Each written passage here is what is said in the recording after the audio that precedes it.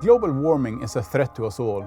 In the Paris Climate Agreement, the world united around a common goal to minimize the global warming to well below 2 degrees, with a target set to 1.5. Commitments are generally half the CO2 emissions by 2030 and net zero by 2050.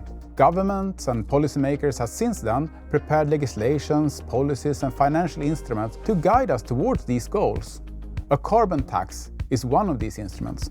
Looking back the last 20 years, there's been basically no cost on emitting carbon dioxide.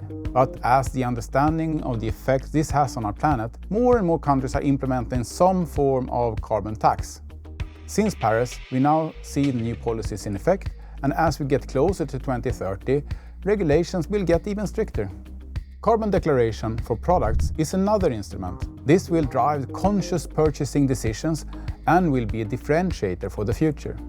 Since industries have been relying on fossil fuels for power, carbon tax will have an impact on the total cost of ownership, but also the product that's being produced. Conclusion is that a low-carbon product will have a higher value.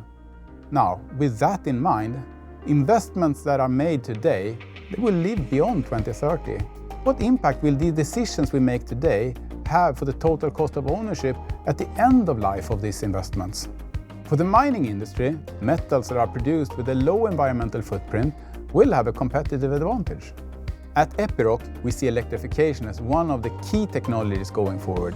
An electric machine is not only more energy efficient, but it also enables the use of renewable energy. This enables the lowest environmental footprint for the end product. How do you secure the value of your product going forward? And how do you prepare for the low carbon economy?